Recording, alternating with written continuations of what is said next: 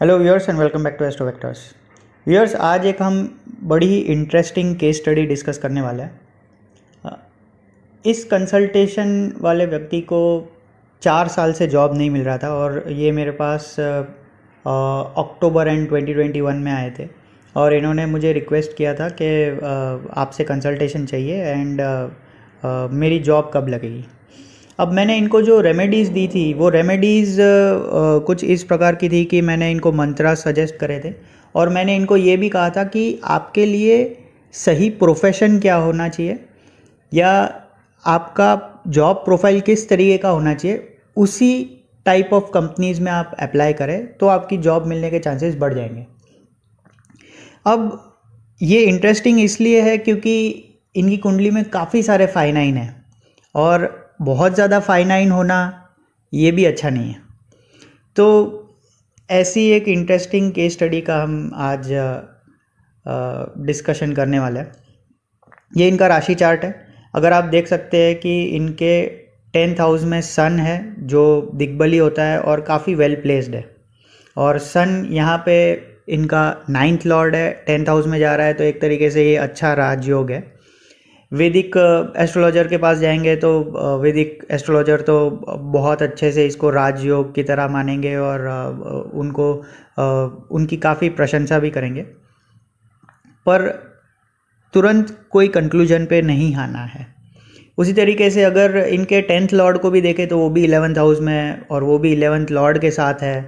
11th house में 2 planets है, mercury Venus, दोनों फ्रेंड्स भी है, तो ये भी एक अच्छी चीज़ दिखाता है।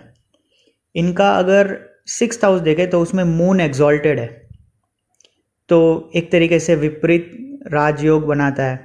और ये भी देख सकते हैं कि मार्स डेबिलिटेटेड है, पर मार्स का जो डिस्पोजिटर है मून वो एग्जॉल्टेड है, तो इसलिए एक तरीके से नीच भंग भी हो रहा है।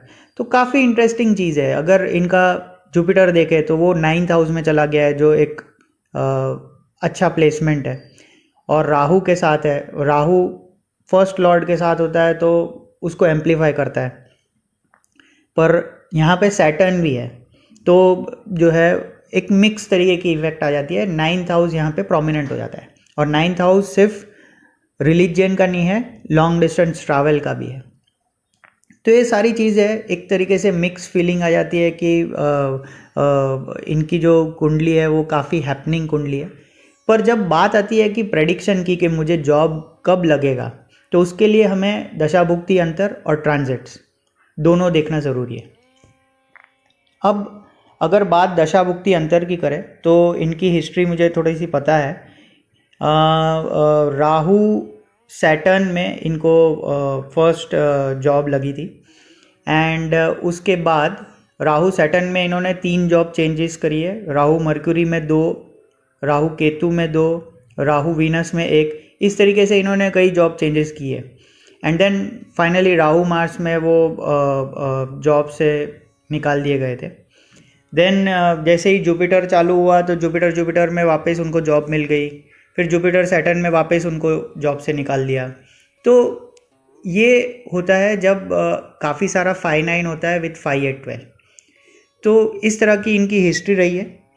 अब इनके अगर केपी चार्ट में जाते हैं, जैसे कि मैंने कहा कि काफ़ी सारे 5-9 होना ये अच्छी बात नहीं है, बहुत सारे चेंजेस आते रहते हैं और एक तरीके से स्टेबिलिटी नहीं आती है। तो आइडियल कुंडली ये होगी जिसमें 3 या 4 5-9 है और वो लगातार है, ताकि जब दशा और भुक्ति आए तो वो लगातार आए, इसलिए चांसेस बने रहे और कन्वर्जन भी हो जाए। ठीक है। अब इनके आप नक्षत्र नाड़ी में देखेंगे कि सन में 5-9 है, मून में 5-9 है, मार्स में 5-9 है, जुपिटर में 5-9 है, राहु में 5-9 है और केतु में 5-9 है। 6 आउट ऑफ 9 प्लैनेट्स में 5-9 है, और यहाँ पे आप देखेंगे 5-9-8-12 के साथ है। तो ये या तो रिसर्च की तरफ जाएंगे तो ही इनको अच्छी जॉब मिलेगी, या तो कोई एनालिटिक्स में जाएंगे तो जॉब अच्छी मिलेगी, या तो कोई क्रिएटिविटी वाली फील्ड में जाएंगे तो अच्छी जॉब रहेगी, इनकी स्टेबल रहेगी। नहीं तो फिर इनकी जॉब जो है हमेशा चेंज होती रहेगी और जॉब लॉस फ्रीक्वेंटली होता रहेगा। तो ये फील्ड में ये पहले थे नहीं, एंड इन्होंने बी प्लास्टिक्स और ये सब फील्ड में करा हुआ है। तो वो जो है इनको मैंने ये रिकमेंडेशन दिया कि आप कोई ऐसी कंपनी में जाए जो रिसर्च में हो, या आप खुद कुछ रिसर्च करें और कुछ एनालिटिक्स करें। और क्योंकि मैंने कहा कि 3, 9, 12 इतना सारा है आपके उसमें विथ 2-4, तो इसलिए ऐसा तो नहीं है कि आपको आउट ऑफ इंडिया जाना है, पर आपको जो है वो विद इन आपके बर्थ लोकेशन आपको जो है कॉन्स्टेंटली ट्रैवल करना पड़े, इस तरीके की कोई जॉब लेनी है। तो ऐसा हो सकता है मार्केट रिसर्च फर्म में, या फिर कोई सेल्स में, इस तरीके की वो जॉब कर सकते हैं, या तो फिर कोई कम्युनिकेशन फील्ड में, इस तरीके की वो जॉब कर सकते हैं। ठीक है, तो ये सारे मैंने इनको ऑप्शंस दिए थे, इस डिसिप्लिन को आप चूज़ कर सकते हैं। अब इनकी जो जॉब लगी है वो लगी है जुपिटर मर्क्यूरी जुपिटर में। और ये आप देख सकते हैं कि इनका जुपिटर मर्क्यूरी जुपिटर हाल ही में इनकी जॉब लगी है। इन्होंने 17 दिसंबर 2021 से ही जॉब ज्वाइन करी है। तो जुपिटर मर्क्यूरी जुपिटर में इनकी जॉब लगी, और आप जुपिटर में क्लियरली देख सकते हैं 5-9 है। अब ये आप मर्क्यूरी में अगर गौर से देखेंगे तो 8-10 काफ़ी इजीली बन रहा है, और ये 8 जो है एफ्लिक्टेड नहीं है 11 से या 12 से। तो ये दिखाता है सडन गेन, इसलिए इनको जो जॉब मिली है वो सडनली बहुत अच्छी जॉब मिली है, और इनको एक अच्छे लेवल पे भी प्रमोट किया गया है। एंड 2-4 है और 3-9 भी है, इसलिए इनका कांस्टेंट ट्रैवल रहेगा। इनको अपने बर्थ लोकेशन से दूर भेजा गया है, पर उनको बोला है कि आपका बेस लोकेशन जो है वो वहीं रहेगा जहाँ पे मतलब ये बॉर्न एंड ब्रॉट अप हुआ है। तो इसलिए इनका ट्रैवल कॉन्स्टेंटली रहेगा। एंड इनको जो है एक ऐसी कंपनी में जॉब मिली है जो रिसर्च करके एक प्रोडक्ट्स बनाती है, एंड उनको सेल करना है, या फिर जो है उनका जो है वो न्यू प्रोडक्ट लॉन्च करना है, ये सारी चीज़ें करनी है। तो इनको एक टीम भी मिली है, और ये जो है उनको हैंडल करेंगे और सेल्स ड्राइव करेंगे। तो इस तरीके की इनको जॉब मिली है। अब ये तो हो गई दशा भुक्ति, जो दशा जो है वो 5-9 तो कॉन्स्टेंटली दिखा ही रहा है। तो फिर ये कैसे एसरटेन करा जाए कि इनको जॉब कब मिलेगी? तो इसका आंसर जो है वो ट्रांजिट में आता है। अब अगर हम इनके ट्रांजिट में जाए तो आप देखेंगे कि इनके ट्रांजिट चार्ट में ये फिलहाल इनका ट्रांजिट चार्ट है, और एक्सेप्ट फॉर मून काफ़ी बाकी प्लैनेट्स में इतने काफ़ी चेंज हुए नहीं हैं पिछले कुछ दिनों में। तो अगर देखेंगे कि मर्क्यूरी जो इनका 10th लॉर्ड है एंड सन जो इनका 9th लॉर्ड है वो फर्स्ट हाउस में आ गया है, और दोनों एक साथ है। तो ये एक राजयोग है, ये अच्छी चीज़ है। पर मेरा सोचना ये था कि ये जो पोजीशन है वो तो हर साल बनती होगी, क्योंकि हर साल सन जो है वो सैजिटेरियस में आता है और मर्क्यूरी लगभग सन के साथ रहता है। तो ये कोई इतना अलग चीज़ नहीं है जिससे उनको जॉब मिल जाए। हालांकि दशा और भुक्ति पे भी डिपेंड करता है, पर उनकी जो दशा थी उसमें 5-9 ऑलरेडी था, तो जॉब चेंज तो एक्टिव था, फिर भी उनको जॉब नहीं मिला। तो इसलिए ये एक बड़ा फैक्टर नहीं हो सकता। इसके बाद अगर देखेंगे सैटर्न और वीनस, तो 11th लॉर्ड सेकंड हाउस में आकर के बैठ गया, और सेकंड हाउस में सेकंड लॉर्ड ऑलरेडी है। तो ये भी पैसे को दिखाता है, सडन इनकम को दिखाता है, कोई गेन को दिखाता है। अब ये चीज़ भी सैटर्न जो है पिछले 2.5 साल से वो मतलब सेकंड हाउस में ही है, और ऐसे कई बार इंसिडेंसेस हो गए होंगे जब वीनस सेकंड के साथ आकर के बैठ गया है सेकंड हाउस में। तो ये भी कोई इतना डिफ्रेंशिएटिंग फैक्टर नहीं है। जो डिफ्रेंशिएटिंग फैक्टर है यहाँ पे वो है जुपिटर, और उसी की उनकी दशा चल रही है।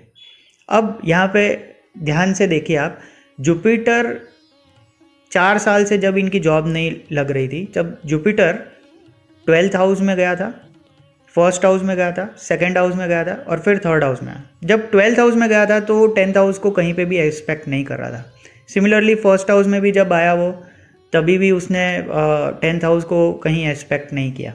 जब वो सेकंड हाउस में आया तब जो है इनकी जॉब मिलने की पॉसिबिलिटीज़ बढ़ गई थी, और जब वो थर्ड हाउस में आया तब इनको फाइनली जॉब मिली। अब जब वो थर्ड हाउस में आया और जो दशा भुगती थी उसमें भी जुपिटर मर्क्यूरी जुपिटर आया और वो अपने नेटल चार्ट के मून से जब वो 10th हाउस में आया, इनका नेटल चार्ट का मून जो राशि चार्ट का मून जो है वो टॉरस में 6th हाउस में था और उससे जब जुपिटर ट्रांजिट करके 10th हाउस में आया तब जो है उनको जॉब मिली। ठीक है, तो 10th हाउस फ्रॉम मून, जब कोई ट्रांजिट प्लेनेट, जब अच्छा ट्रांजिट प्लेनेट जब आता है तो भी जॉब क्रिएट करता है, इसीलिए मून चार्ट इंपॉर्टेंट होता है तब। अब Jupiter was the differentiating factor. जैसे ही जुपिटर थर्ड हाउस में आया उसका जो है एस्पेक्ट जो है 11th हाउस पे भी आया, इसलिए गेन्स दिया उसने। और क्योंकि दशा भुक्ति अंतर ऑलरेडी उस चीज़ को सपोर्ट कर रहा था तो उनकी तुरंत जॉब लग गई। और एक चीज़ मैंने देखी है इनके चार्ट में जो आपके साथ शेयर करना चाहूँगा। अगर आप को पता होगा कि एक विपरीत राजयोग होता है जो काफ़ी वैदिक एस्ट्रोलॉजर्स कहते हैं। अब इनका मार्स जो है वो डेबिलिटेटेड है पर मून जो है वो एग्जॉल्टेड है, इसलिए नीच भंग तो हो ही रहा है। और मार्स जो है इनका 12th लॉर्ड है और वो जाकर के बैठा हुआ है 8th हाउस में, इसलिए एक तरीके से विपरीत राजयोग बन रहा है। पर इनका मुझे ये कहना है कि कहीं ना कहीं लोगों को मेरे जॉब में ट्रस्ट नहीं आता है, इसलिए अगर आपको ये देखना है कि आपको जॉब में कोई ट्रस्ट करेगा कि नहीं, आपका इमेज कैसा होगा पब्लिकली और आपका इमेज आपके जॉब में कैसा होगा, तो उसके लिए आपको आरूदा देखना है।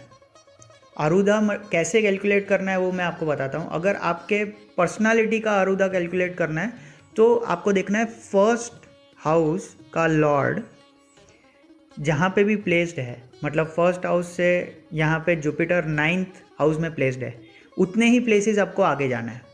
तो यहाँ पे अगर जुपिटर 9th हाउस में प्लेस्ड है तो 9 प्लेसेस आगे जाना है, जो कि 5th हाउस में आता है एरीज में। तो ये दिखाता है एक एनर्जेटिक पर्सनालिटी, क्योंकि एरीज की साइन होती है। और उसका डिस्पोजिटर जो है, जो मार्स, वो जो है वो डेबिलिटेटेड है, इसलिए जो है वो भले पर्सनालिटी एनर्जेटिक और ये सारी चीज़ें दिखाएगा, बट लोगों को वैसा कॉन्फिडेंस नहीं आएगा उनकी पर्सनालिटी में। ठीक है, इसी तरीके से अगर आप 10th हाउस का आरूदा लेते हैं, जो उनकी अक्सर कंप्लेन रही है कि मुझे जॉब में लोग एज अ कैपेबल इंडिविजुअल नहीं देखते। ठीक है, तो मर्क्यूरी जो है इनके 2nd हाउस में चला गया है 10th हाउस से। ठीक है, तो इसलिए उससे एक हाउस आगे लेना है, which is 12th house. Okay, तो इनका जो A10 है या आरूदा ऑफ 10th हाउस है वो 12th हाउस में चला गया है। एंड अगेन 12th हाउस का लॉर्ड भी मार्स ही है।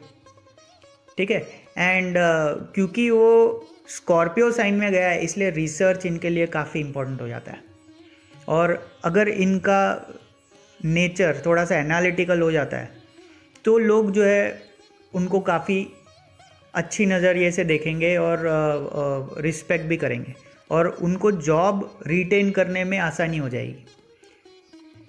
तो इस तरीके से आप भी अपनी कुंडली में ये सारे एस्पेक्ट्स देख सकते हैं। आशा करता हूँ आपको ये वीडियो पसंद आएगा। इस वीडियो को प्लीज़ लाइक करें और ज़्यादा से ज़्यादा लोगों के साथ शेयर करें। धन्यवाद।